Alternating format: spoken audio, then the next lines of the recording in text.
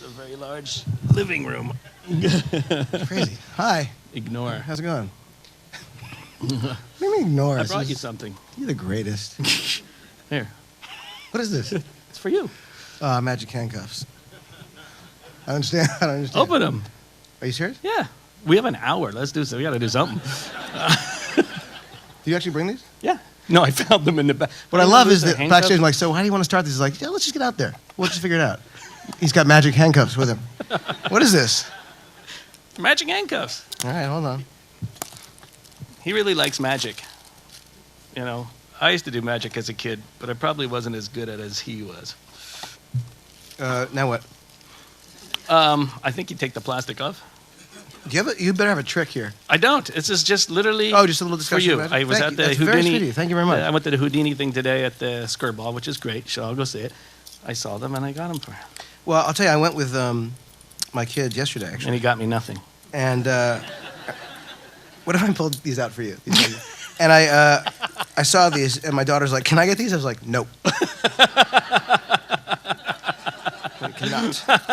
So, but now I'll bring them home. She's gonna be like, "Daddy, thanks." Thanks, Michael. You're welcome. Michael does this. He gives me gifts, and I don't give him gifts. It's been going 10 years. Has been doing. Cannot this. believe you. Why would you do that? 10 years. I'm like that psycho girlfriend that just keeps waiting. No, he loves me. I swear to God, he loves me.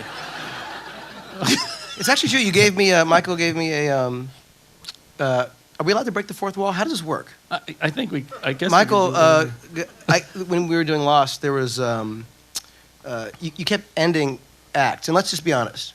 You loved it. Every act. Every act in the beginning. In the beginning, with these trombones, we're like, this like trombone band thing, you know. And so every commercial was like, Tide is a fantastic detergent. It was like, and I remember I was like, Michael, at some point, just like maybe one act out that's not like the trombone band. And a trombone arrived at my office that was engraved. So you've been giving me gifts for a long time. Thank you for that. Are these engraved? They're not engraved, but they could be. Is anyone here engrave?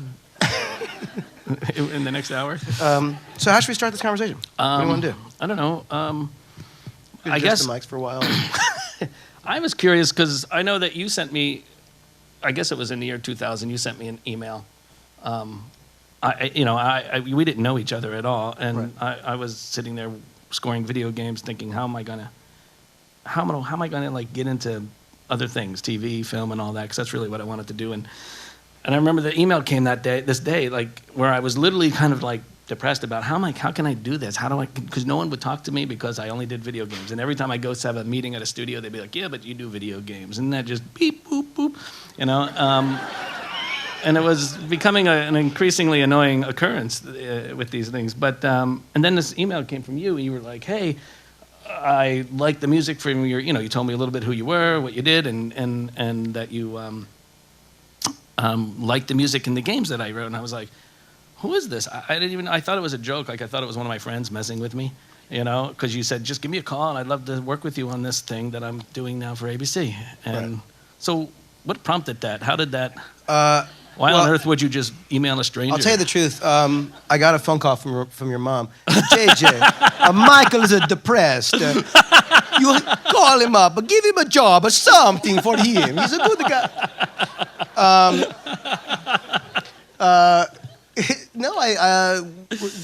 The email sort of said it all. I was a fan of what you had done for the video games. You had worked with Rob Letterman, who I knew. Right. You'd done his short, and so Rob had sung your praises, and the music was great. Jess Alexander as well was a big fan of the music you had done. So it was one of those things where I remember when I was playing the Tomb Raider video game when that first came out, and the music just had a tone and a feeling that was so transportive, and it was as much part of the experience as any of the visuals. And I just remember feeling like it was the first time it hit me, and I was always a fan of video games, but it was the first time it hit me how cinematic video games were going to become. It was like my first personal experience in it. And so when I heard the music that you had been doing for, started with the DreamWorks games, right? And Medal of Honor, those are amazing scores. And I just remember, I was doing this, I had created this show, Alias, and we had done this, we were working on the pilot, and I just thought, well, I need a composer who's going to give this thing scope and emotion and, and depth. And in TV, typically, it was more of a kind of a guy with a couple, synthesizers and maybe a few session players. But I wanted an orchestral score as well as a, kind of synth thing. And I just loved your music. So it was one of those things where, reaching out to someone whose work you admire and hoping, given how much you love their work, you kind of go, God, that, whether it's music or a painting or an actor, doing a performance or something, you kind of watch that work, you look at it, you take it in, you feel like, God, I bet I get along with that person. I bet that, like that, and I hope I will, if I get to meet him. And it was one of those lucky things. It doesn't always happen. Where when I met you, though we'd grown up thousands of miles apart, it instantly felt like we'd grown up together because we had like the same sort of right. I felt like, oh my God, this is and- like the guy that grew up next door to me. That I would have just ran across there and said, hey, come on, let's go out and tie that kid to the tree and see how close we can get the firecrackers to him before it hurts. Right. Thanks. Right. Thanks a lot. No. I wouldn't have tied you. We would have gone and chose some other. I thought you meant that's my like the kind of brother or guy who like somebody. lives next door. You just torture, and I'm interested in that. No, but I have to say that was one of the cool things is that when we met, it was instantly like one of those immediate bonding. It was just like a fun day. Moments. It was a crazy day too. I don't know if you remember. You were. Oh, I remember that gift day, you got me? What's that? Yeah. the engraved tuba? Yeah. No, the next day you were going to start shooting Alias. And this day was... It was a Wednesday. It was like it was a weird like a costume. You were doing costume checks because I was in the room with you, and as we would be talking, we'd be messing around with the computer and the keyboards and stuff, and then Jennifer Garner would walk in some outfit. Okay, this is for the funeral, and you're like, that's for the funeral. Okay, da-da-da-da-da. Now, maybe a little less of that. She'd go off. I'm like, who's that? That's Jennifer. Oh, I don't know Jennifer. I didn't know who she was at that time. Now, of course, everyone does. But it was weird. And looking back on that day, it's always surreal to me. When I think, and Bradley Cooper was there, and you were like talking about, I remember you talking about his hair. Yeah. It wasn't the right color. Yeah. Something about, I don't know. It's still not the right color, right? But he'll figure that out.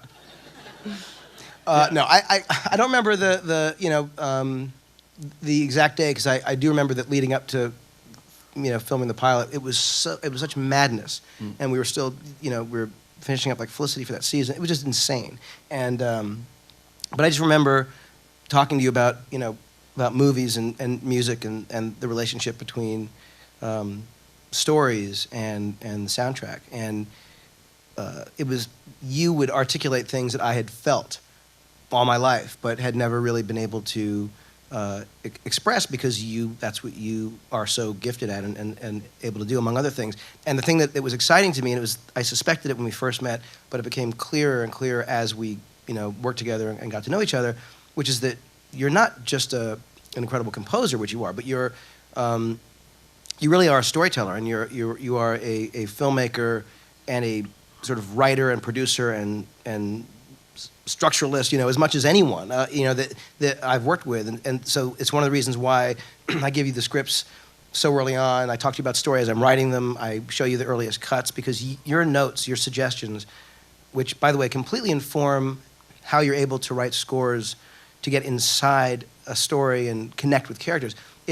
It's as the notes you give are as powerful and as important and valued as anyone's I get. So that was really cool to kind of at the very beginning think, God, the way we're talking about music is what I've always sort of felt, but now I'm talking with a guy who actually does it and does it so well. And it was just really fun to watch not only that happen, but then watch your career just go crazy and watch you get up there and not only accept an Academy Award, but do it with such grace and sort of giving people out there hope that they can do whatever they want to do. It was really kind of an amazing thing to see, so very proud of you. Well, thanks. No, I remember when you sent me the pilot, after you shot it, you sent me the pilot, and I was expecting, TV show.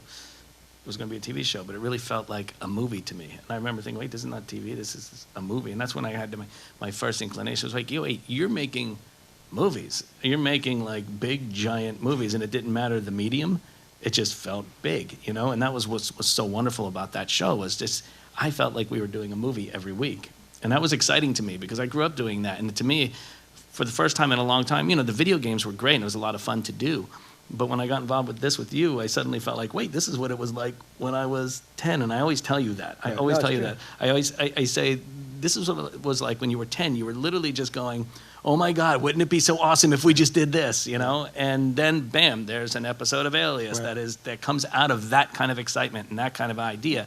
And that's what I like about this job. It's what I like about what we do. And I felt like you had that same exact feeling. You were coming at it from the same place, where it was just about the excitement of making something fun. Yeah, that is completely the thing that you know, it's always the inspiration for me, which is, you know, it might not be exactly the same stuff, but like 99% of the time it is, the stuff that I would have wanted to do when I was a kid. And there are times when I'll be working on something and I'll remember, like, literally being in like elementary school and writing out an idea that was this idea that I'm working on. I'm like, oh, I'm finally doing that thing that I want, that cut, that transition, or the weird stairs that are underneath the shack in the middle of nowhere, or something where you're like, oh my God, I want to do that when I was in 5th grade. I remember that, you know what I mean, that thing.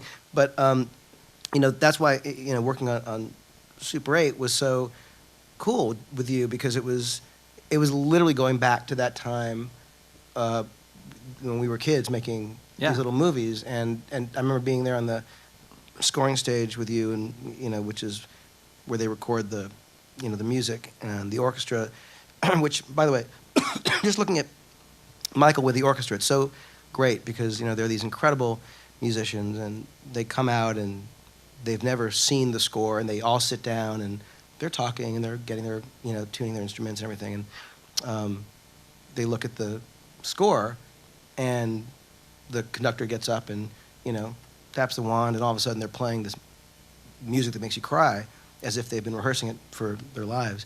And but it's great to see your relationship with the musicians and stuff. But being on the scoring stage and listening to this music that was so beautiful that Michael had written for the film, and I remember looking over at you, and I like literally was, you know, I had like tears in my eyes. I looked over at you, and you had tears in your eyes, and you just said, "Doesn't this sound like our childhood?" And it did, and it was so moving, because it was my childhood, it was your childhood, and it just had this sense of, you know, as the whole movie does, sort of obviously nods to the kind of movies we loved as kids, but it was its own thing, and it was really beautiful, and it was just, anyway, it's great to see you, you know, anyone, and certainly we're not alone. We are very lucky to work with people who are like this, but anyone who is able to hold on to that sense of, you know, like unlimited possibility that you feel when you're a kid of what things could be, it's so exciting and fun. I think it does get harder as you get older to do that, but it's such a critical piece. It absolutely gets harder. I mean, one of the things I remember as a kid is I remember being stupid enough to think that I could go into the backyard, take the metal trash cans, if you can remember when there were metal trash cans, and turn them into a robot. You know, I remember thinking, like, I can make this into a robot. That might have been the same day that I was taking wooden blocks and carving them out to put a battery in to make it into walkie-talkie. And I think it was probably the same week. But it's that idea of looking at something and going, wait, I think we can do this. I mean, and I feel like I catch myself doing that all the time. Like, you know, even in what we're doing, like people saying, well, can you, even down to the most mundane things, can you really schedule this and do this and make this happen by this? Yeah, absolutely, we can totally do it. Even though it's the most insane thing to do is to say yes to what they're asking. It's just that sense of just, it's an adventure, really. I don't know anyone who has bigger eyes than you do in terms of what's possible. I mean, whether it's, you know, the score, you know, the scale of the orchestra, what can be recorded, how much can be recorded in a day. You know, people are bleeding, leaving the scoring set. But I know that... happily, though. This is like, you know, they give the blood happily. Not happily. No, but it's amazing watching you do that stuff. Even, by the way, in terms of instrumentation, like when we were doing the score for Super 8, and there was this B3, you know, Hammond organ, hitting these incredible, you know, low notes, you know, these like crazy, rich, deep, and I was like... And I literally said to you as if, you know, I was like, where did this come from? Who came up with it? You know what happened was because I was working on Star Tours, and which is just, they redid the whole attraction. And so I was working on the music for that, and we had an organ player on the session, and his name was Mark Levang, and he is amazing. Unbelievable player, and I just fell in love with the guy. And just without even thinking about it, I was like, you have to be on Super 8. You have to come with us and be a part of it. You're now part of this group. You have to come and do Super 8. I hadn't really thought about what am I going to do with a Hammond organ on Super 8. I mean, because, you know, I used him on Cars, and he was doing all this great, just kind of rock jazz stuff, and but on Super 8 that was clearly not. And so I thought, what did I just do? But then I started like thinking of ways, okay, how can I use this? And I was doubling him with the basses and doing all of these other things. And then even just using it in a kind of old monster movie kind of way, which made me smile. And most of the time I was thinking was, oh my God, I think I'm making the worst mistake ever. But it's making me smile. Really and cool. it's in an old kind of, hopefully I didn't go overboard with it, but it was just, No, it's fantastic. And then I was using them on everything to double this, and we were trying things. We added like tons of reverb to his tracks. Right. To And also make it was on different tracks, so we could always we could always adjust if we mess needed with to. it. But it was like this fun cool idea. I was like, what? You have a Hammond B3 organ? It was like with its orchestra. I'd never seen that before. It was really neat. Anyway, it's incredibly cool to watch you. I don't know. Come up with stuff. So, what was your first magic show? We would take me to magic stores in New York back when there were magic stores. There's, I think, one left, basically. That's sort of the vestige of its former self. And we would, I'd buy a bunch of tricks and go home and put on shows as, 6-year-old, 7, 8-year-old, and, always just do this, the disappearing ball in the little vase, or, the giant domino that the dots move around, whatever, all the stupid, Right. the floating zombie ball, killer. You always close with that. I never had that one. Oh, you never had zombie I never ball? had the zombie ball. Oh, dear God. Stratospheres? Really? No. Oh, so good. This is a different trick.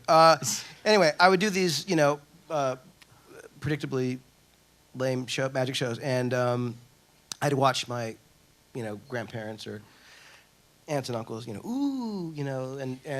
totally buy it. And I think that honestly, when my grandfather took me to Universal Studios when I was 8 years old, that it was this crazy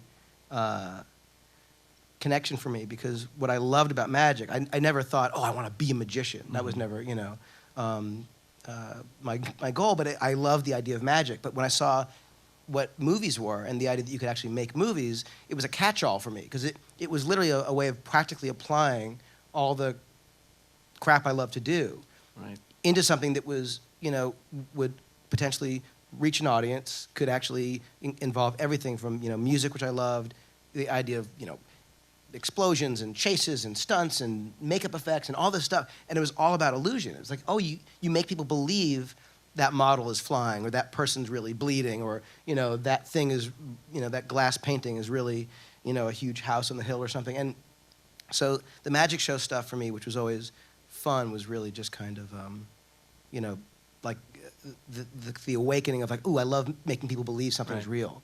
And then when I went to Universal Studios, and this was back when it was really a studio tour. This was before rides were there, and it was like, like you'd walk through Lucille Ball's dressing room.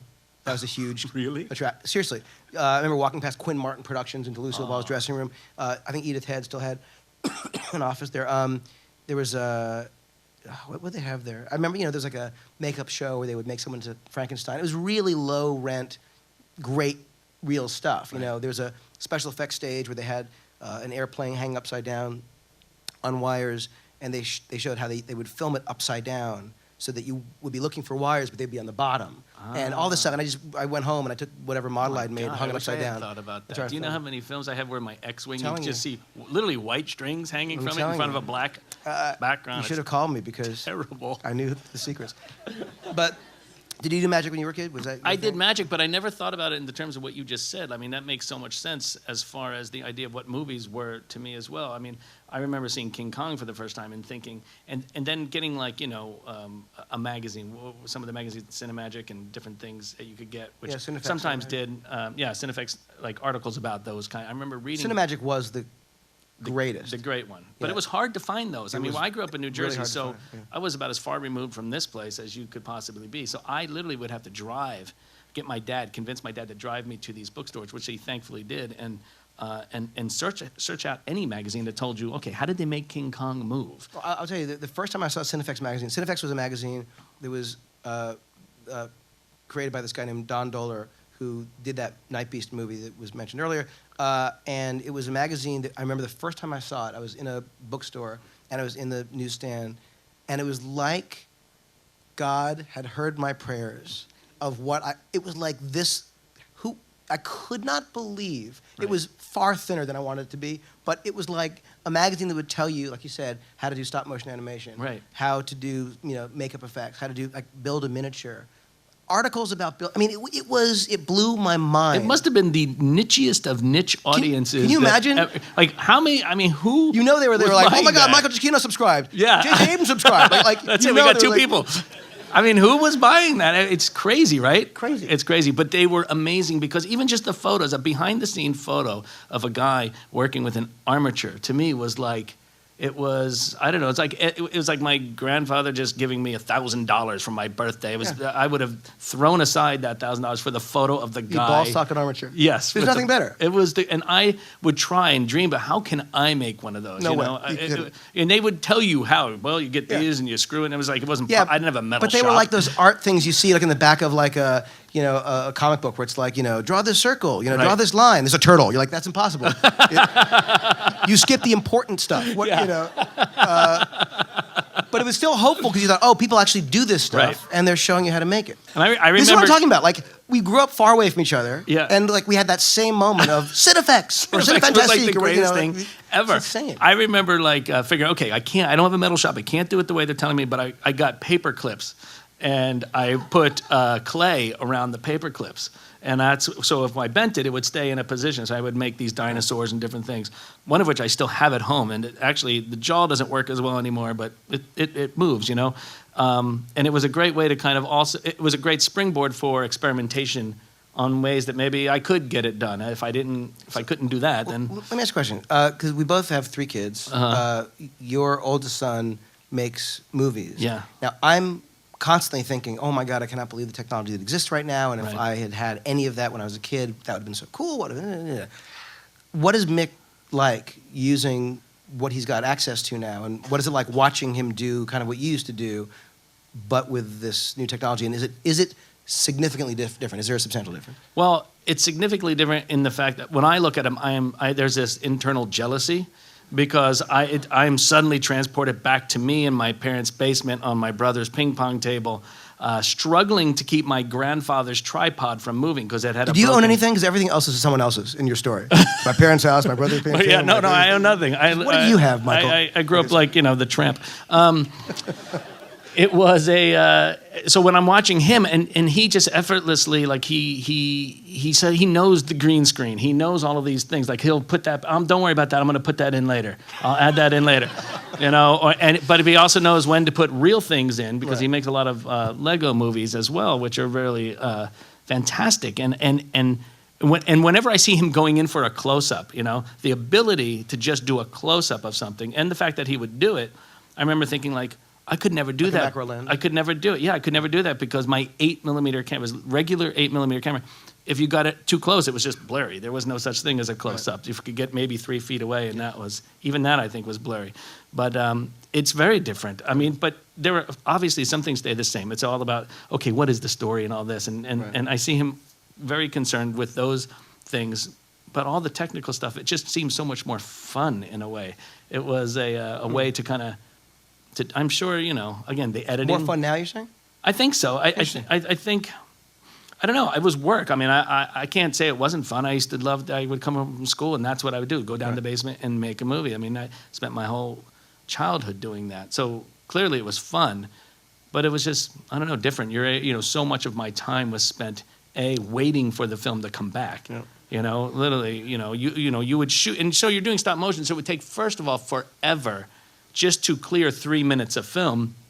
All right, so you couldn't just the next day, hey, let me check what I did yesterday. No, you're going to work for a few weeks on that roll of film, and then it goes away forever. And then you're like hand it off, and you're afraid to even give it away because they're putting it in the mail and sending it God knows where, to Rochester or something, and you're just like, that might as well be China. And you're like, well, you swear you're going to send this back? You swear? I remember asking the guy, the camera thing, and he would always, it's going to come back, don't you worry, And it would come back in those little blue cases, with the little plastic. Oh my God, it was like, and that was like I remember opening that up and pulling that out and just being so excited. The ride from Pathmark, where I would get it developed, to my house was probably 2 minutes, but those were always the longest 2 minutes of my life. I could not wait to get home with that roll of film. And then inevitably, the exposure was wrong, or some terrible, and you would just be like, I think that's where I also, would use my first curse words on those moments. I don't know. What about you? Like when is it different for you now? For me, one of my favorite things to do is go and watch you work on the set. Like I could literally, Mick loves to go to, and I have to drag him away. The night you were the train crash from on Super 8. So I take Mick and his friend out there, and it was freezing. Okay, and I just had my boots on. I didn't have any thick socks. It was freezing, and we're there till 1 in the morning, whatever it was. And literally, I was just thinking, I just want to go home. I was the one person there that could go home. Everyone else had to stay and work. But I always thought, hey, I can go home. I can leave. And Mick was like, did not want to leave. Would not leave. He's like, it was awesome. He could have had blue feet. Didn't matter. It just didn't want to leave. But I can imagine me as a kid, if I had that shot. I marvel at the fact that he can watch, come to the scoring stage, come into things, see those. I know. It's a completely different thing than when I was growing up. I was in New Jersey, Yeah. I love New Jersey, but I was in New Jersey. Yeah, it was. It's funny, when Mick's around too. I can see in him what I know was, in your eyes, which is just that love of movies and the idea of, just the process of it. And I grew up. My father was still is a TV movie producer, and going to the sets of that must have been fun. It was amazing. The whole thing was, anytime he had an office at Paramount for a while, and I remember I'd go and I'd sneak around. I got to know the guards, and so I'd walk in when I got to go, like during the week with him when I didn't have school, and I would always want to go, and I'd wander in, and they were filming shows like Happy Days and Laverne and Shirley and Mork and Mindy, and I'd go in and sit up in the bleachers that were empty and just watch them rehearse.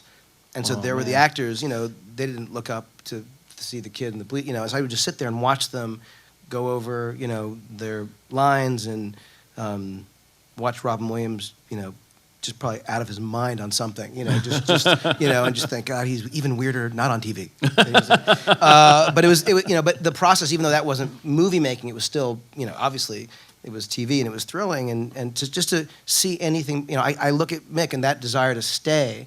I never wanted to leave a set, you know, and so I'm sure you wouldn't have either if you had absolutely been there, not, never. Like what you're describing was kind of like what I would always think of as a kid. What would it be like to actually go to a real Hollywood, backlot? What was that like? I mean, I can't believe you'd look at pictures that they actually had, fake buildings. Who I mean, I remember going and finding the old broken down buildings in the neighborhood. We would film our post-apocalyptic, versions of what happened after the supposed nuclear war in 1987. Because it was filmed in 1983. In 1987, that was a long time from. It seemed like a long time. It's Escape from New York. Exactly.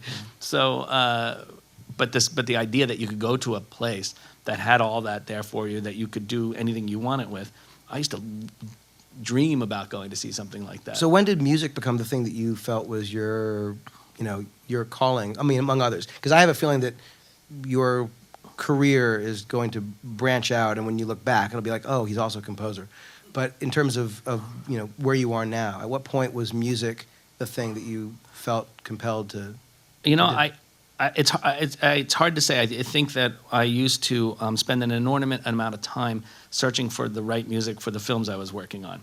And one of my favorite things was like literally going through every record in my dad's collection, or begging him to buy me this soundtrack or that soundtrack, and then figuring out, okay, this piece of music goes right, fits in this scene.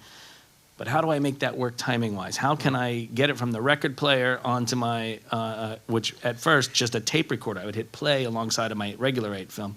And I used to have to time these things out in such a way where I would play a cue on a tape, turn the tape upside down, play it back. Like if I knew that the hit happened in 30 seconds from point to A, I'd play the cue for 30 seconds, from let me see, how did I do this? I turn it I get to the point where the actual sync point was. I turn the tape upside down, play it for 30 seconds, put it back the other way, and then start it from where my scene started, and it would line up. And I'd have to make scores this way, cobble them together. It was basically rudimentary music editing. Right. It was the caveman's Pro Tools. Right. I guess. And so I would build these scores, which would then have hit points. So if I started them both at the same time, reasonably, the hits would happen, right? And the emotional beats would be there. And that was important to me, that like, if someone fell off a building, that there was something terrible about that it wasn't just like happy music playing the whole time, not like being in a silent movie theater, you know?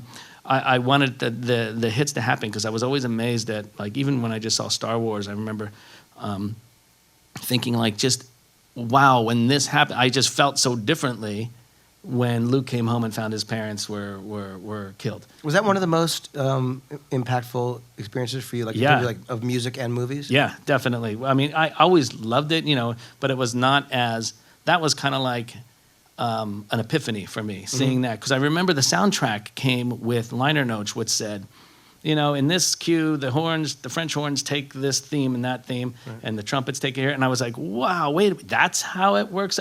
Before, it was just a sound to me. It was all this one sound. And that said, no, it's not one sound. It's different sounds, and it's different people doing different things. And I thought... I think what you're describing, and it's one of the things, despite every nightmarish, horrific pitfall of the internet in terms of young people, one of the great things about it is access to ideas, information, and technique, and the demystification of something like what a soundtrack is. Right. You know, for the right kid who is open to it and has the potential that you did to become that person. Like, if you had not read those liner notes, where you were told, oh, it's broken down into separate instruments and sections within the orchestra, and that the idea of themes being played by the brass as opposed to the strings, whatever it is, you know, you might not have. That switch might not have been switch flipped, opened up everything. Opened the idea of, wait, there are different themes for everybody. There are different instruments that carry those themes to give a different feeling, a different emotion, you know, for whatever you need it. And I literally can remember that day. I was lying down on the rug in my bedroom, and I had the record player going, and I can remember that day like it was yesterday. And that was in 1977, you know? I swear to God, this is one of those things where, once again, remembering with insane flashback type clarity, being on the carpet in my room on my back with my headphones on, eyes closed, listening to the music, and it was sort of my version of being able to rent a movie or download a movie, because we didn't have the movie, but to listen to the music, you could either imagine what you had seen and remember the sequences, or for the movies that I hadn't seen, because I would buy soundtracks to movies I hadn't seen, I would imagine what the movies were based on the music. Wasn't that great? I mean, that was the greatest, because you were using your head, using your mind to create a story, to create something. That's what I also loved that about soundtracks, which I had no idea. Like, I hadn't seen. For some reason, there was a Lawrence of Arabia soundtrack in the basement, and I never had seen that movie as a kid, but listening to it, I felt I had seen a version of Lawrence of Arabia. Of course, when I saw it, it was nothing like what I imagined in my head, but I remember that idea of just creating those things. Even certain classical music did that too. You know, listen to, and so on my rate, I had a little, I won in an art contest this digital radio, and digital meaning the numbers flipped, you know, on a wheel, you know, and I remember they called it, I still have this clock somewhere, but I drew a picture of a mouse writing a letter to Santa, and somehow that got me the clock. But I remember that on the radio, that was the clock I listened to, the classical station, and anytime they would have like a John Philip Sousa moment, I would be like, yes, I was like the weirdest kid, because I kind of was interested in rock and roll, but I always like felt it was beneath me as a 9-year-old kid. You were a snob even then? I was a snob. I was. It was terrible. And this is the most embarrassing thing, really. Literally, for about 3 years, I only wore khakis. And that was because of Indiana Jones. That's how nerdy I was as a kid. I refuse to wear jeans. But I'm wearing them now. See, it's okay. So it got better. But yeah, just those things that just made me think of like, oh, this just hit me though. Did you only agree to wear jeans because Back to the Future came out? Yes, in 1985, right.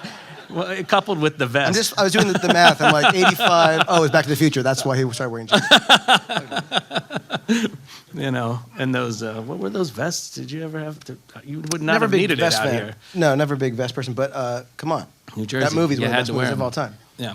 No, are you kidding me? But well, that was the other great thing about the time we grew up, and think about what we got to see in movie theaters growing up. We got to see E.T., we got to see Poltergeist, we got to see Raiders of the Lost Ark, Back to the Future, all of them. Yeah. I mean, just you name it, almost every great movie that you look back on.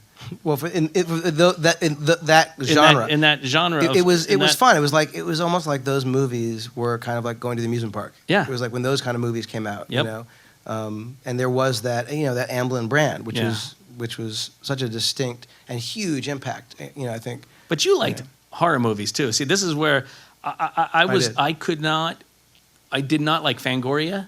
I could not look at Fangoria.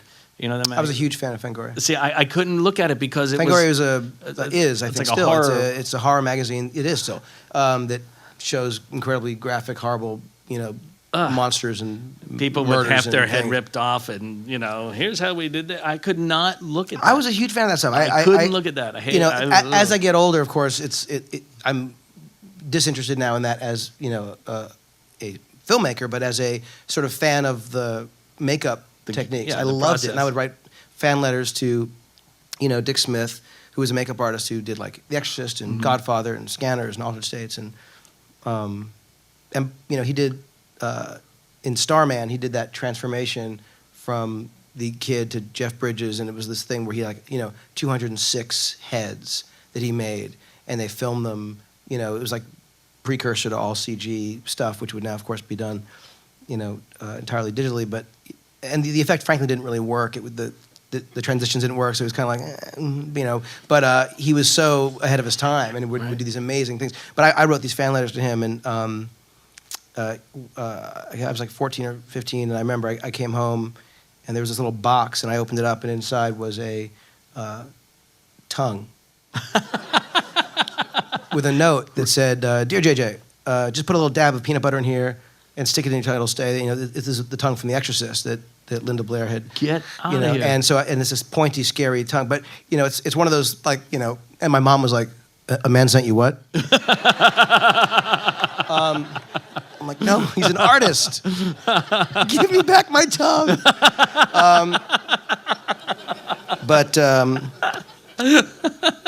Anyway, but it was one of those things where, you know, I would write him letters, and he'd write back, like, you know, explaining how he did certain tricks and techniques. But that's the other great thing about the time, I think, that we grew up, was just the idea of letters, right? You would write a letter. I remember when E.T. came out, I wrote a letter to Steven Spielberg. He never wrote me back. I'm still waiting. I don't know if you ever watch this. But the idea that you could put something in the mail and then maybe get something back, that was pretty great. I mean, email is email, and it's great and it's fantastic. But the idea of literally kind of that time that has to pass for you to wait for something. But you've mentioned this thing twice now, and I think it's a completely sort of potent idea, and something that is somewhat lost now. And I've talked about this, I think, with you before. But the idea of time, of investment, of process, and now we are in an age where when we want the song, we click something that's not even an actual button. We pay money we don't actually hold. Right. We get the song we can't actually see. You know, there's no evidence of anything that just happened. And we have it. And sometimes, I know when I would, you know, want a song or a soundtrack as a kid, and I'd go to the, you know, the bin where they would have the punched hole, you know, the corners. There was like the demo album, so they were $2 instead of $10 or whatever. And I would buy the soundtracks and ride my bike home with a bag. You know, I would listen to everything. You know, I would be at the store. I'd hear things I wouldn't have expected to. I, you know, might ask someone about something that I'm, you know, there could be a poster. I might see something that I wouldn't have expected. So then you'd get home, and the investment of time meant that you would listen to every damn thing that you had bought. Yep. You know, I find myself downloading songs sometimes now, and I don't even listen to them. I got it now, so I'll listen to it. You know, it's like there's this thing that there's no sense of appreciation for it. So, you know, when you were a kid making movies, and you had only 3 minutes of film, you know, at 18 frames, and you would, you know, you'd have to think about, what am I going to shoot? Because you can't just undo it. There wasn't the luxury of frivolousness. Right. And then you'd have to wait 10 days to get the film back. And during that time, you'd be thinking about what you would do and what it might look like and what kind of the edit would be. So you'd be thinking about that stuff. You know, there was no undo button. If you made a cut, that was it, you know. Yep. And to resplice it, you knew there'd be a bump over that, you know. Right. And there's something about the process. And at Bad Robot, we have an old Chandler and Price letterpress that we use for like cards and stuff. We just make certain things, and it takes forever. You know, you have to set the type, you got to choose the type, the font, you got to put it in there, you got to put it into the frame, you have to put it in, you have to ink the rollers. You know, you're gonna have to clean the rollers later. You know, it's a whole thing. You finally print it, you get the card. It's imperfect, but it's imperfect in the most beautiful way. It's imperfect because it meant that there was this kind of process that was involved. You couldn't just go, you know, a list of 8,000 fonts, click that one, print, you know, you have it. Or just change it at the last second. No, I don't like yeah, it. or yeah, it's done. There's an investment, and so there's something about, you know, what you're saying about sending a letter and waiting to get it back and kind of wondering what that would be. Not saying there isn't a sense of sending an email and wanting to get it, you know, there's that. Mm-hmm. But there's something intangible about it, and there's something, and I think that as, you know, people, you know, there's a kind of, at least I'm sensing, and I don't know quite how to quantify it, but a kind of hunger for that process and that analog experience, because there's an investment of time and energy and process that's being lost, and I think that it's hugely valuable. Well, not to bring up Mick again, but my son, again, is very interested in records. He likes records, you know, he wants to go and buy records now, and he plays them, and he'll sit in there and do his homework to the record, you know, and you're just like, even that's an alien concept in a way, you know, you feel like, wow, but I like that. And then it got me back, and I was like, wait, I'm going to go bring all my old records. So I brought all my old soundtracks, I had my Indiana Jones and all this. And just the idea of pulling it out and going, oh my God, I remember that scratch. I remember that. I remember how that happened. I remember how pissed off I was when I dropped it on the table, you know. But the idea, there was something there. There's a memory built into that thing right there, just by pulling it out and looking at it. And that could never happen with a digital file, you know, unless you just delete it. Should we do questions? Yeah, I guess, sure. Should we talk, is he open it up and see if there are any things that you want to talk about? Yes? I was wondering if you could discuss if you had any moral qualms on Star Trek in destroying an entire planet so that you would have the license to create your own stories going forward. None whatsoever.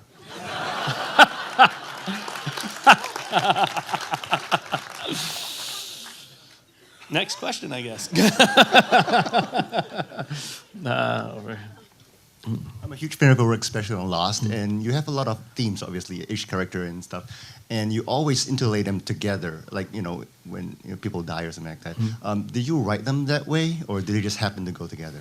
No, they all are written separately for different occasions and different episodes, and it's Lost to me, I've always kind of thought of it as a weird, ongoing psychotic opera. You know, so you write these themes and these motifs that will come back. You never know how you're going to need them. That's the thing. Like I would never watch a full episode before it was time for me to watch. I would never read a script, never. So if I wrote a theme, I would write it for that moment, not knowing that that theme would end up being some massive key into all of these other things. You know, you're writing them for the moment, you're writing them for that piece. And then you're always thankful later when something comes back. Oh, I can reuse that. Thank you. You know, I can pull that and do it in something different. But now suddenly, say you have a theme for Jack, and suddenly he and Hurley are mixed up in something together. It was always kind of fun for me to try. How can I make those things work together? So it was part of it was just creative challenges. Part of it was just, you know, you're writing for that moment in the story. Can I just say something about that? Which is what Michael just described as the process of actually writing a series. It's a leap of faith. You know, you go with the best idea you have for that moment, for that character, for those people, and you just go with it. And it's there in you as much as it is for the audience. And as time goes on and something suddenly clicks and you realize, oh my God, that thing that we said about that, his childhood or her backstory, and now I've got this other story, you realize there's a connection, because there are always connections. They're just sitting there waiting to be connected. And watching Michael work, what's incredible is he'll come up with a theme that is so right for a character, and then the way he will adjust the theme, whether it's an instrumentation or, you know, tempo or, you know, the support, you know, music going on, and and suddenly there'll be a scene between that character and someone else, and he'll find a way to connect those two themes. You did at the end of Super 8 in a way with, the family theme and then Alice's theme, Right. and it was like, come on, that could not be an accident. You must have known you were going to do that, and it reminds me of talking to Stephen King about writing and how he never outlines, and he just jumps in. It's a leap of faith. And I remember saying to him, come on, that one story, Quitters Incorporated from Night Shift, you're telling me you didn't know the ending of that story? You had to have known. He's like, no, I just knew I'd find an ending. So Michael just jumps in and commits and finds these amazing ways to do stuff that you think, come on, you knew that was inevitable. And he's like, no, I just trusted it. It's cool. Deadlines help too.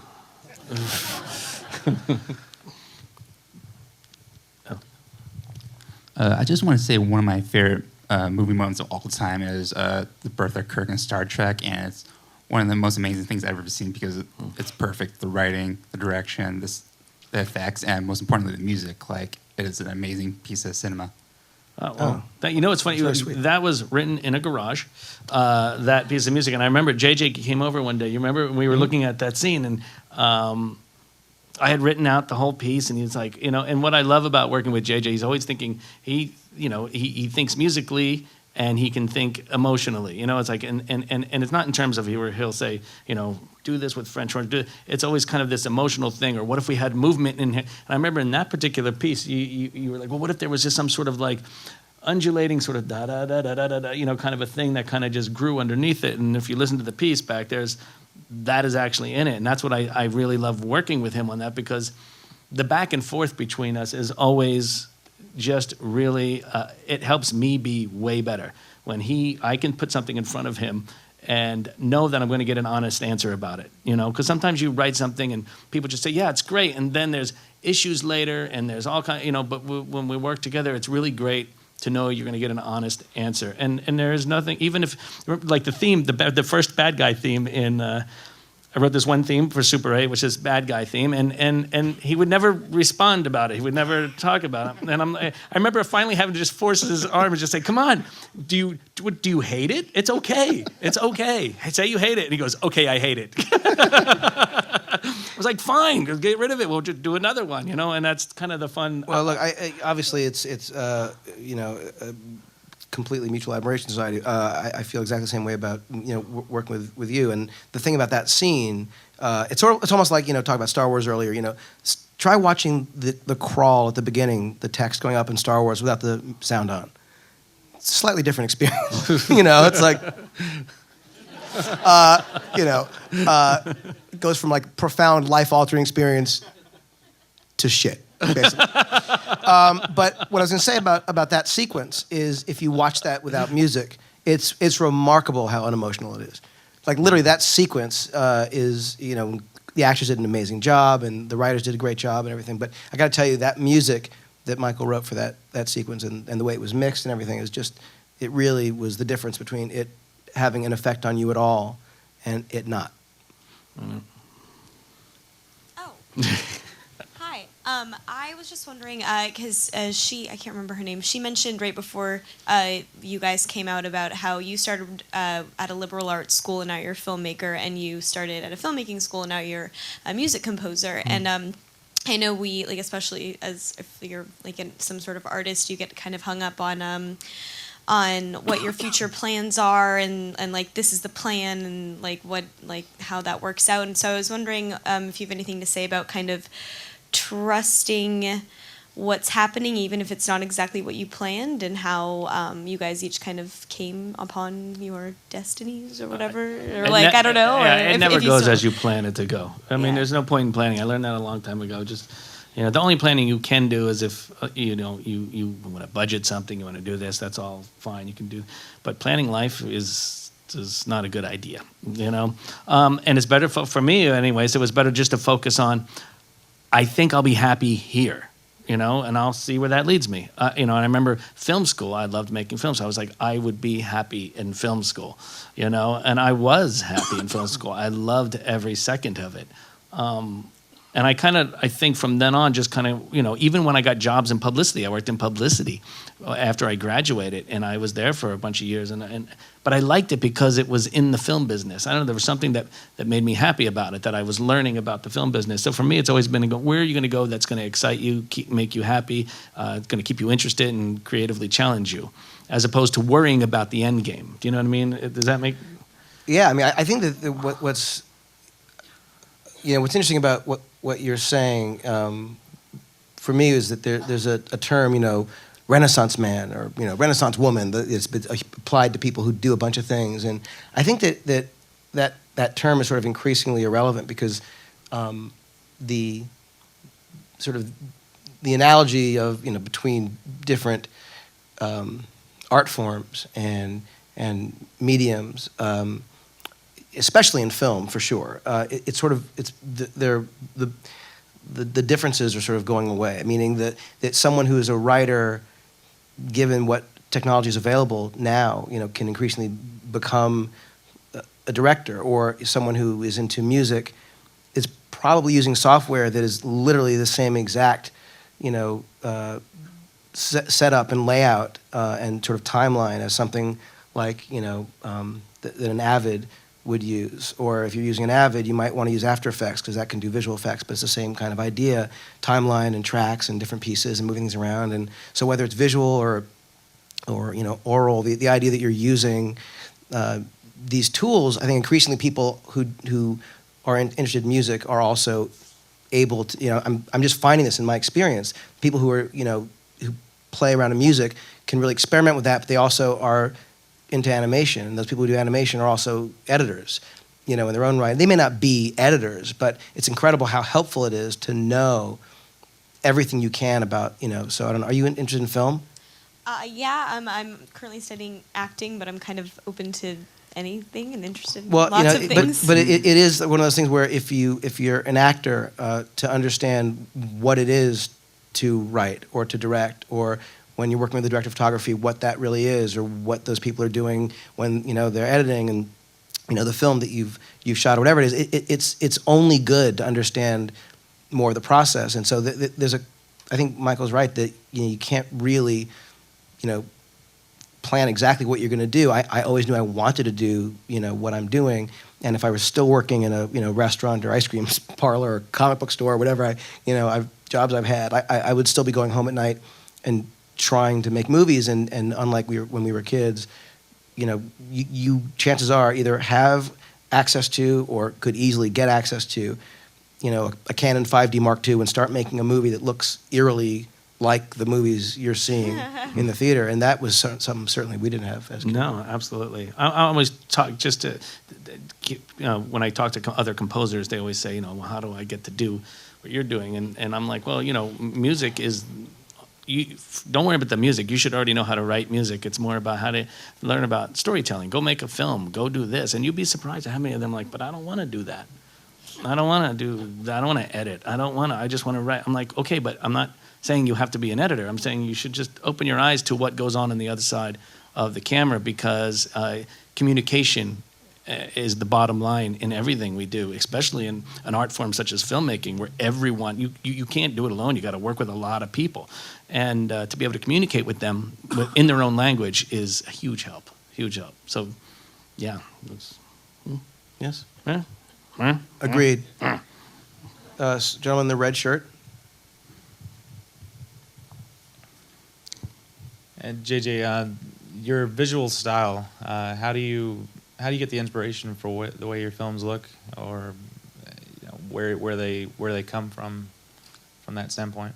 Well, I don't have a clue as to what my style is at all. I know that I've used a lot of lens flares lately, and I get a lot of crap for that. But I can't help but liking lens flares. But I don't know what my I don't know what my style is, and I think that probably a lot of people who see my work agree. But I think that to me the answer is that it's always sort of serving the story. Like I never look at it and think, I'm going to apply a kind of meta documentary style. I don't go into it thinking, and I don't even know scene for scene sometimes when I go in to shoot something how I'm going to do it. Like I'll get to the set and I'll be like, oh, this should be handheld. And I know why I'm saying it at the moment, but it might not have occurred to me beforehand, and it's a weird thing where it's about what the scene requires. So I always look at something and think, what is the way, I would want to experience this, this moment, this scene. And I suppose that sometimes going to that, you're always jumping back and forth between the macro and the micro, looking at like, what's the context of the scene, what comes before it and what follows it, what do the, characters really know about what's going on, what is the rhythm of the sequence of the movie. You're always kind of jumping outside, and then you're kind of inside of it thinking, well, how do we make this moment as dramatic or funny or intense or whatever as it needs to be? So the answer is only really serving the master of what the script says or what the scene requires, and then trying to apply that. It's rarely a kind of ever, for me, a stylistic question. And I was actually talking last night, we were listening to the DGA with Steven Spielberg, and Jim Cameron was there, and he actually asked Steven that question about sort of the different styles and that he's used, and Steven basically had a very similar answer, which is that he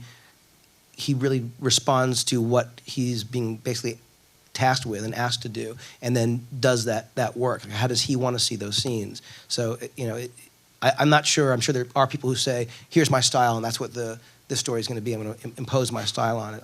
I just don't have enough of a style, frankly, to be able to impose it. But what I like what you said was the idea that, how would I want to experience this? How would I want to experience it? And that to me is really what it comes down to. And someone who's in tune enough to go, oh, well, just how would I like it? How would I want to see this thing? That's important, I think. Well, it's funny because Steven was actually saying that he felt that 3 different directors could do the same script, and you'd have 3 completely different movies, because the way he was talking about how he had developed Rain Man for a long time, and that he couldn't do it for whatever reason, and so Barry Levinson directed it, and how different his version was from what Steven's would have been, and just the idea that I guess it is sort of what that person's point of view is, right. But it's hard for me to even understand what my style is, because I can't, I just honestly have no idea. I can't see it. Here.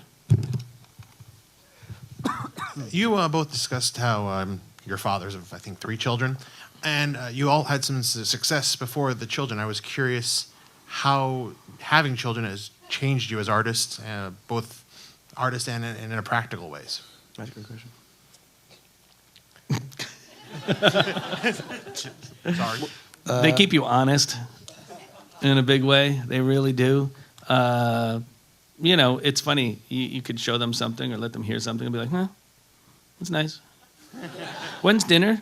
And it really kind of keeps you where you need to be, I think, as a person, just kind of remembering that's real. What we do is all pretend, and in my life. And so I know that, for example, working on this movie, I think one of the reasons why what is interesting to me to do Super 8 was because my kids are sort of approaching the age that I was when I was making Super 8 movies. And so in a way, it was sort of a thing to kind of, a project to work on that I was sort of on the tightrope, where I was kind of like right on that line. I was sort of the kid still, but I'm very much the parents in the movie. So I could relate to both of them. And it's funny because when I was younger, I was writing a lot of sort of older, or stories with older characters. I was 22, whatever, when I wrote this movie regarding Henry, and I couldn't possibly know what the hell it was like to be, a 40-something lawyer and have a kid and all that stuff. And so in a way, being a little bit older now, it's nice to be able to sort of look back and actually look at our kids too, and sort of feel like you're, they're teaching you something, that you're looking at the way they see the world. And also, like, when you have a 5-year-old, like, it's the greatest thing in the world, because the questions that you get asked, like, and like right up against each other. Like, what's a catapult? And you're like, oh, a catapult. And you explain, like, Did Oh, look, Jesus there's really an come ant. back to There's an life? Did ant. Jesus really come? You know, like I don't know. Well, some people think he did. You know, it's like how does the water come out of the faucet? Well, there's a part, and then the thing happens. It's like you know, why can't dogs talk? Well, because they don't. Their vocal cords are, and you just like, and it just reminds you of the best stuff in the world. So They can talk. Didn't you see Up? no. I just want to ask you a question about that regarding Henry, because I remember I saw that film at a time clearly before I had kids and everything, and there was something very moving about that film to me. But looking back now, for you, I mean, really, can you? I just want to know a little bit more about how you feel about looking at that. As to how would that have been different for you to write now? Like, what is there anything in particular that you look at and go? What happened was.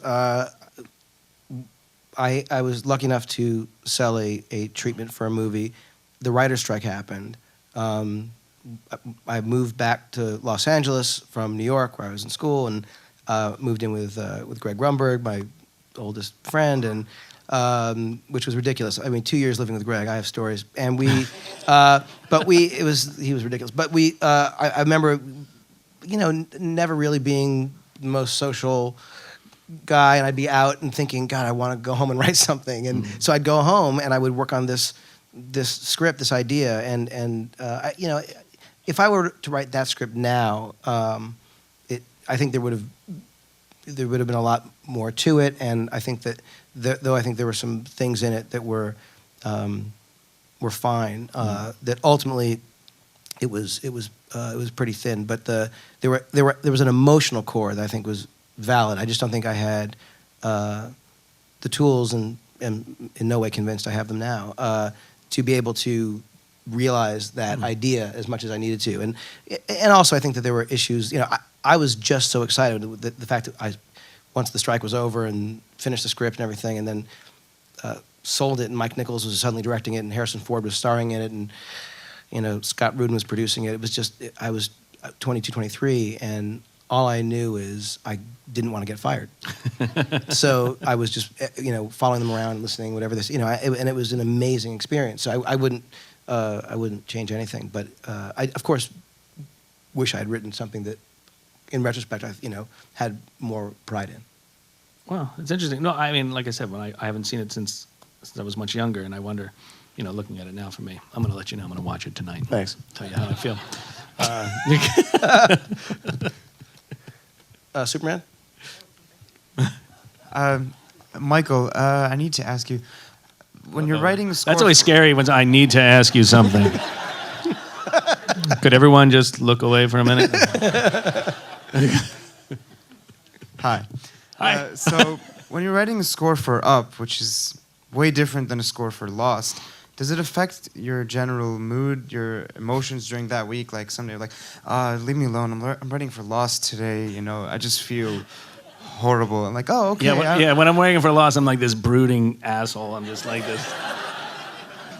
No, clearly, you know what? It's off. When I'm done writing, it's off. And I mean, there are times when you're thinking about a scene, something that you're working on, but it doesn't really alter my personality, I don't think. I think, it's in some strange way, I hate to say it like this, but I've always tried to set it up so that, look, I get there in the morning, I'm going to work until this time, and then I'm going to go have my life, I'm not the kind of person that enjoys working till 3 in the morning. I don't do that. I don't like it. I want to be, it's one of the things I impress upon my kids. Come home, get your homework done, and then you can do whatever you want. It's like, and I think all my life has all been about kind of getting everything done at school just so that I could make my movies. And now it's almost reversed. Get your movies done so that you can then go do something with your life, So I think that it doesn't affect me in some sort of psychotic, emotional kind of a way.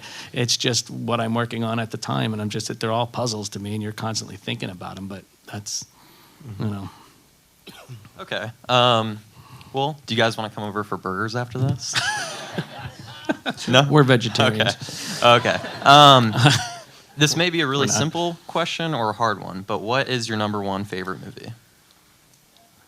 Wow, that's a really hard question because there's the second you name one movie, 10 other ones pop up right behind it where I'm like, no, it's that. Wait a minute, no, it's Wait, it's 2001. No, it's Planet of the Apes. No, it's Raiders of the Lost Ark. Wait, no, it's Lawrence of Arabia, or it's I mean, there's just too many. And then he'll name a few, and I'll be like, oh damn, I wish I said that one. It's so hard. I don't know. It is hard. What do you?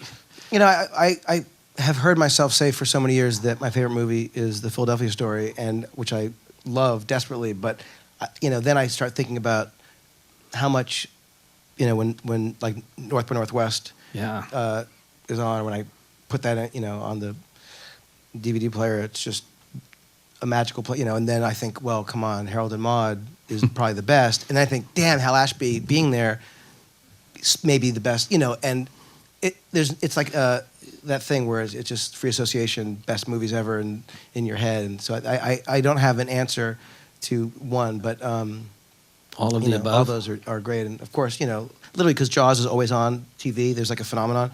And so that's a movie that every time it's on, I just, it's like time stops. I'm like, I just get sucked into that Jaws. I just couldn't love it more. So I unfortunately don't have an answer. Mm-hmm. Batman. No, I'm kidding. But one of the first movies I remember watching was the 1987 Predator with Arnold Schwarzenegger. And more recently, I looked up alternative endings, alternative creature designs, and things like that, how they did the makeup for it, how they did the stealth for the creature. And I was kind of devastated by it. It kind of ruined the magic that I had when I was watching it when I was a kid. So my question is, as a filmmaker, has your idea of the magic, so to say, been crippled and maybe just dead at this point? Well, yes. No. Wow. I don't know. That's a tough one. I'm gonna cry, I think. I know. I like to say that. Sir, come over here, please. I mean, you hear us both saying about, we wish, the days when you had to drive 8 miles to find a book or something like that. But clearly, if someone had handed us a computer at the age of 10 and said, look what you can do, there's no way we would not have just used that in every which way that you can use it now, right? True, but I do think that there is, and the fact is we all, whether we like it or not now, because at the time, Cinemagic magazine comes out, and it's just groundbreaking and life-changing for us, but now I think infinitely, more information is being sort of force-fed to people who could give a crap about how movies get made. So the average person doesn't even want to know, just by virtue of sort of osmosis of what's out in the media, kind of understands how CG, basically what computers are capable of, kind of generally speaking, what green screen is and how that works. Like what used to be kind of trade secrets that you had to sort of go to the geek literature to understand is now basically, not just out there and available, but force-fed to people. So I feel like we all are sort of being trained to not believe it. An example, I was at UCLA a couple years ago. Were you there for the Safety Last? Oh, yeah.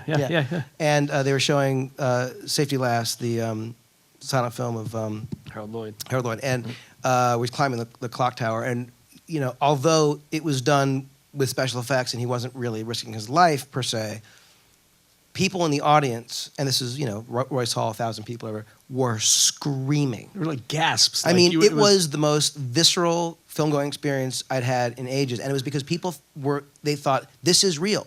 This was before fake everything. And it was an amazing thing to feel like, oh, they're in it. They believe it. And so I feel like we are all sort of being trained to know it's not real. And so I love what you're saying, to find that one specific thing. But I think one of the problems, certainly with computer graphics, is because anything is possible now, the more people are aware of that, the less they believe anything. And it makes it even more important that you desperately care about the people in those stories.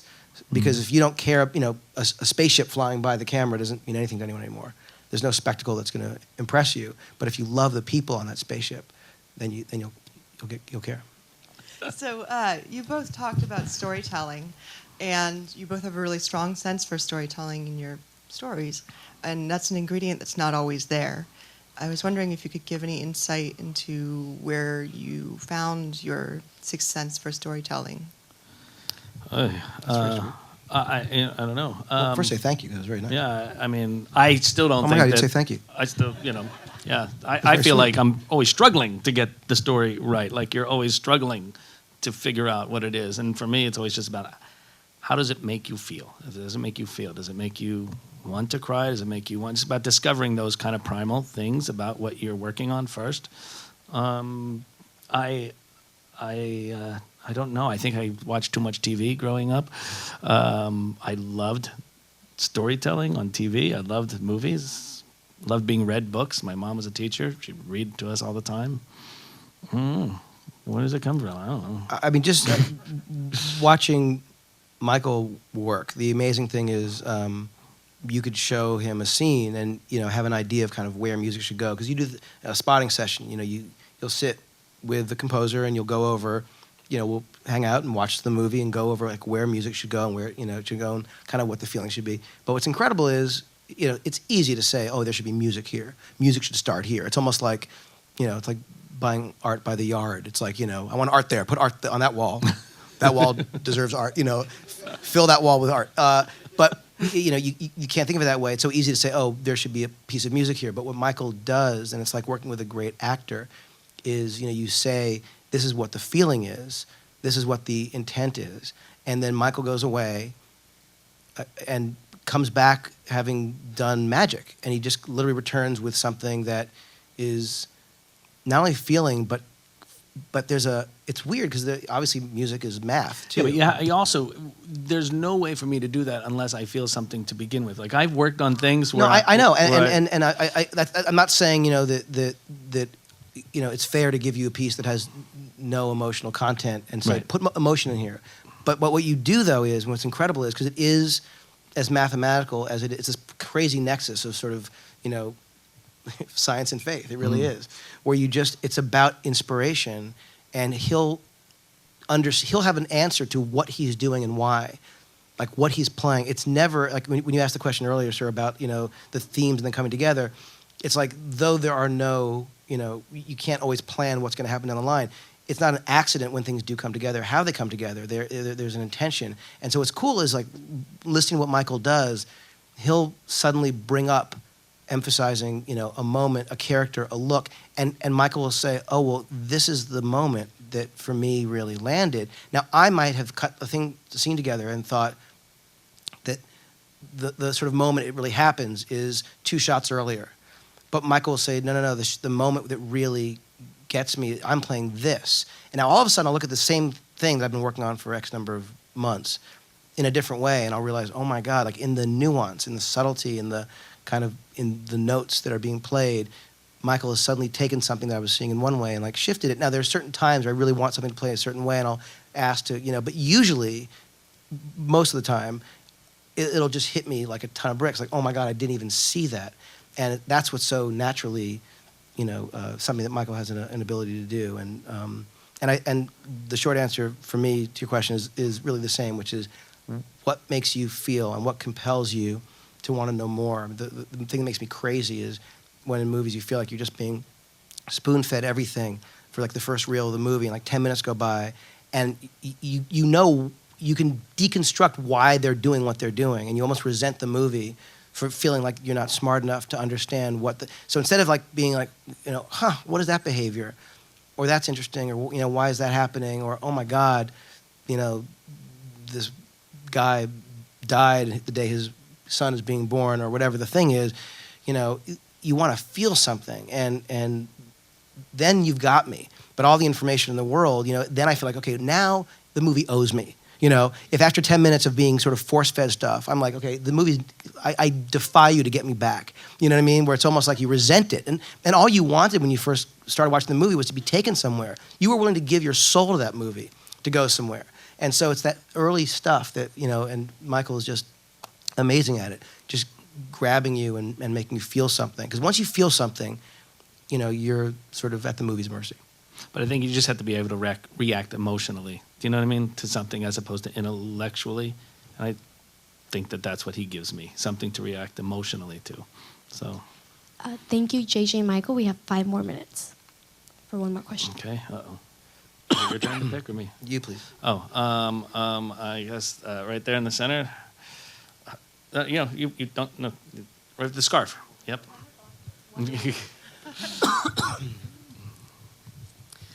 I feel so lucky to have been a part of this conversation with you guys. Your friendship is amazing and obvious.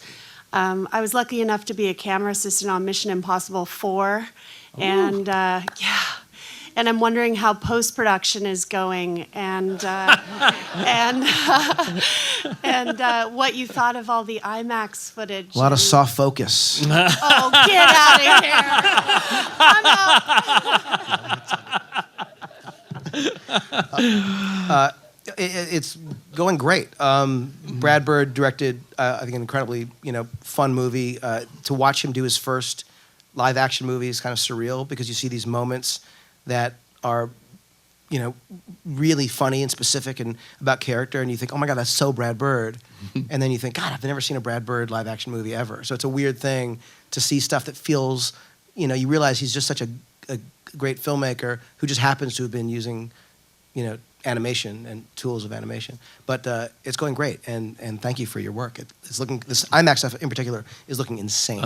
It's unbelievable. amazing. Should we do one more question? Because that was a pretty short one. Go ahead, pick. Oh, me? Choose. Oh, you, sir, the white and the stripes. Hi. Very big fan of Lost, and sorry if I'm spoiling it for anybody, but the moment in the final episode when I knew this would happen. Cover your ears. Of course. 6 years in the making. They're the most poignant piece of Lost. You in the green? No, I'm kidding. The most poignant piece of Lost for me is when the characters each can physically connect, and then there's this rush of remembering their connection with that particular character from the rest of the series when they were back on the island. So at what point for each of you particularly did that idea pop into your head, both for how to write it and then for how to make the music for it? Well, I'm gonna. Where were you, or when did that happen? I will let Michael answer that question, and the answer is because I was not working on the show for the 5 seasons after the first year. I wrote and directed the pilot, co-wrote it with Damon, worked on stuff in the first season, but literally Damon and Carlton Cuse ran that show just I think off the charts brilliantly for 6 years. And so at the end, when the idea popped into Damon's head, I have no idea. But I do know that they knew at the beginning, certainly before the last season, what that whole sort of structure was going to be and how that was going to work. But obviously, especially that last episode, which people are really torn about, and my instinct is that people who really had a problem with it, it means they were watching the show. Which means they didn't want it to end. So I don't know quite how you end that series and go, oh, hey, thanks, because I think people really cared about those people. But I will say, and I thought they did it brilliantly, but if you watch that last episode, and again, I saw, cuts and stuff without music, it's, again, it's like the Star Trek thing. The emotional experience you have is vastly different without the score. But you should answer the question. I will just say about it, I don't know exactly when or how they came up with that conceit, but for me, it was an incredibly emotional experience watching that. Just like I remember because Damon would say, "Did you watch it yet?" No, I haven't watched it yet. He would call me. Didn't you just get it? I was like, "Yeah, but I haven't had a chance to watch it yet." So, what did you think? What do you think? And I remember watching it, and when those moments would happen, it was really emotional because you realize you spent 6 years of your life on this show, and suddenly it's not just this thing you're working on; it's about the people you're working with. It's like the same thing when you think of your family and everything you've gone through, and your past, and all of those things. It's a very emotional experience. So, for me, what happens there is literally a reflection of what I did at that moment, which was just sit there and cry. So the music is just kind of reflecting what I was feeling. But they gave that to me, and I think that Damon and Carlton and JJ and all you guys, what you do so brilliantly is just give me something to cry over. You know what I mean? You give me something to feel, you give me something to care about. And all I want, the only wish I have moving forward for me is just to be able to work on things that I care about, things that I feel for with people that I do the same, with people whom I care about and love working with. So, I mean, I think if you could boil it all down to something, it would be that, you know? Would you agree? I do. I mean, it's the only thing that, you know, matters to me is are you feeling something, you know? And it can be anything. Yeah. But it's got to be something. And you know, I've always felt that music was at least, you know, 50%, if not more, of what a movie is. I mean, I've always felt there was such a massively important component there, and you know, couldn't be luckier to have you as a partner in that. Well, I feel the same way about you. So Thank there you. it is. It's really why I gave him the handcuffs. You can never leave me. Thank you very much. Thank you.